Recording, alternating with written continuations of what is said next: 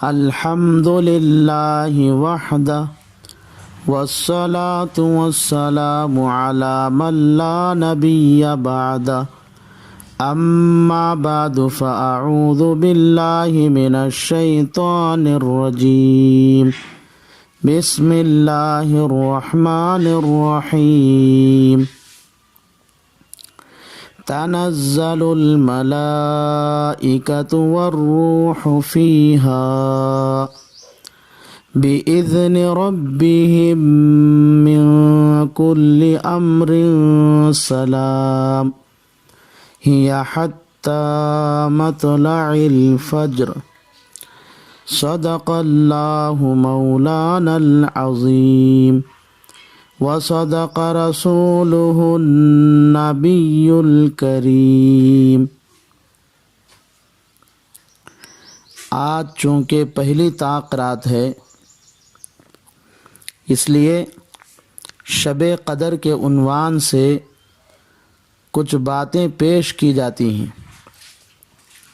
پہلی بات یہ ہے کہ ہم شب قدر میں کیا کیا اعمال کریں۔ اس کا جواب یہ ہے کہ احادیث میں رسول اللہ صلی اللہ علیہ وسلم نے اپنی امت کو شب قدر میں عبادت کرنے کی ترغیب دی اور شب قدر میں عبادت کی فضیلت بھی بیان کی، لیکن شریعت اور سنت سے شب قدر کے لیے کوئی مخصوص عبادت ثابت نہیں ہے۔ البتہ روح المعانی جلد نمبر 16 صفحہ نمبر 350 پر 4 پر ایک حدیث لکھی ہے۔ اس حدیث سے اتنا سمجھ میں آتا ہے کہ جو آدمی شب قدر میں عشاء اور فجر کی نماز جماعت کے ساتھ ادا کرے تو اس کو بھی شب قدر کی فضیلت حاصل ہوتی ہے، لیکن یہ ادنا درجہ ہے، چونکہ شب قدر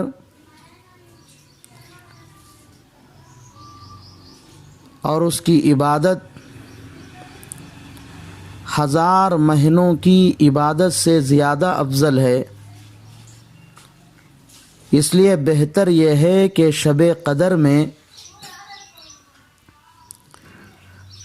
حمد و ثنا، ذکر و اذکار، توبہ استغفار، درود و سلام، قرآن پاک کی تلاوت وغیرہ مختلف عبادتوں کو جمع کرے اور خوب جی لگا کر نہایت ذوق شوق اور بشاشت کے ساتھ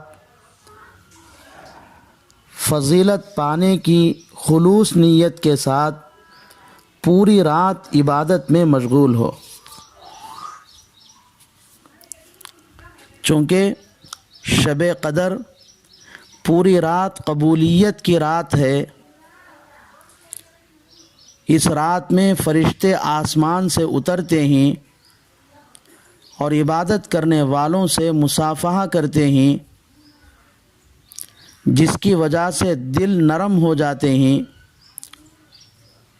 خشوع اور خضوع کی ایسی کیفیت پیدا ہوتی ہے جو دوسرے اوقات میں پیدا نہیں ہوتی۔ اس لیے اس رات اللہ سے دنیا و آخرت کی ہر بلائی مانگے اور ہر طرح کے شر اور فتنوں سے پناہ مانگے۔ ام المؤمنین حضرت عائشہ صدیقہ رضی اللہ تعالی عنہا فرماتی ہیں کہ میں نے رسول اللہ صلی اللہ علیہ وسلم سے عرض کیا کہ اگر مجھے شب قدر نصیب ہو جائے تو میں کیا کلمات ادا کروں؟ تو آپ صلی اللہ علیہ وسلم نے فرمایا یہ دعا کرو، اللہم انک عفو تحب العفو فاعف عنی، اے اللہ آپ بہت معاف کرنے والے ہیں، اس لیے مجھے معاف فرما دیں۔ شب قدر کے عنوان سے ایک دوسری بات یہ ہے کہ شب قدر کی فضیلت کب سے شروع ہوتی ہے اور کب تک باقی رہتی ہے؟ اس کا جواب یہ ہے کہ شب قدر کی فضیلت غروب آفتاب سے شروع ہوتی ہے، طلوع فجر تک باقی رہتی ہے۔ اس لیے شب قدر کے اوقات کو ضائع کیے بغیر مغرب ہی سے عبادات کا اہتمام کرنا چاہیے۔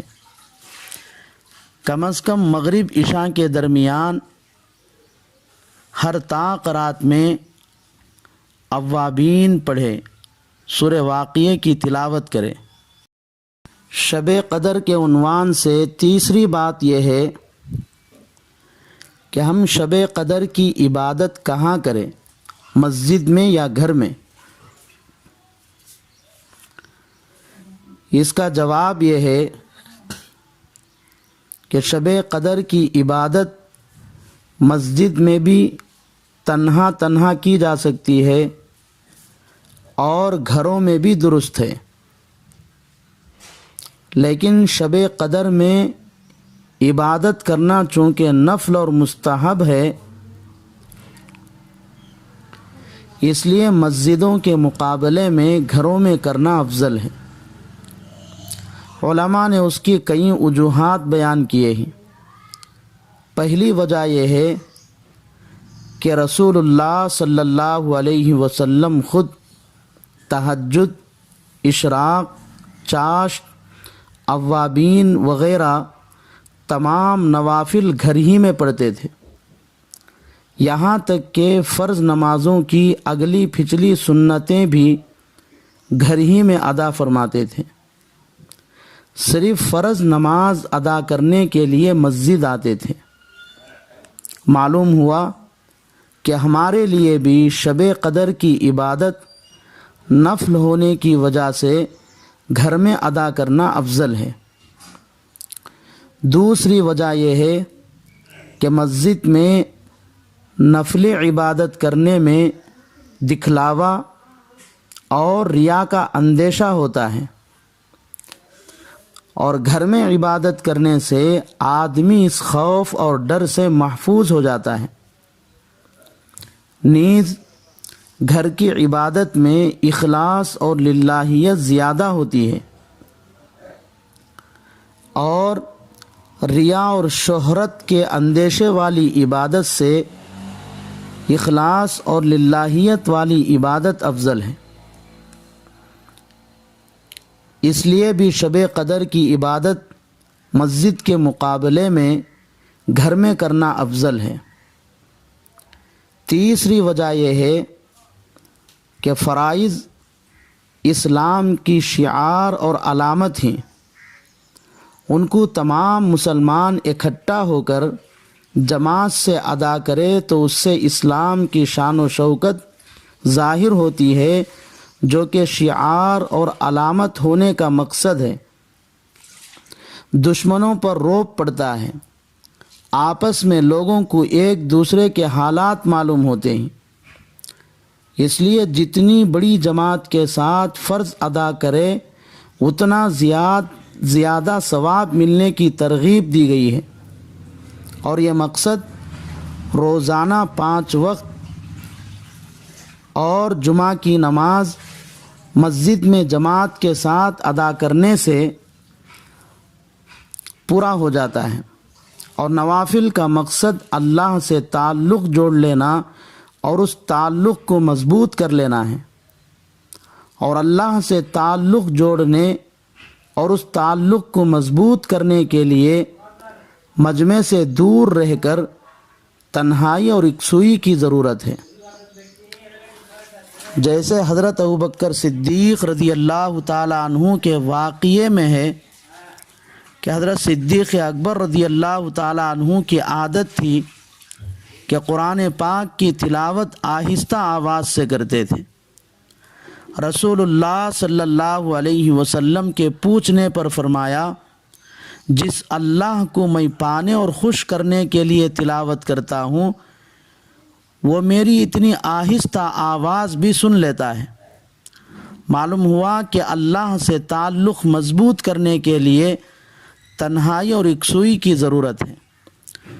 بس بندہ ہو اور بندے کا رب، ان دونوں کے درمیان کوئی تیسرا حائل نہ ہو۔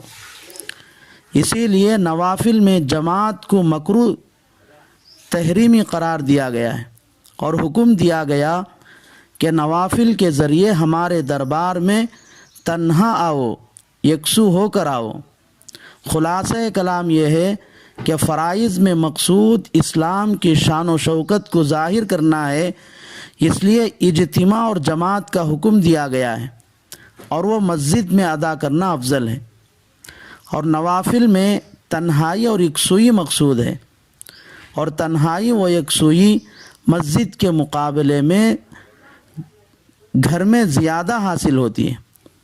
اس لیے شب قدر کی عبادت مسجد کے مقابلے میں اپنے اپنے گھروں میں کرنا افضل ہے۔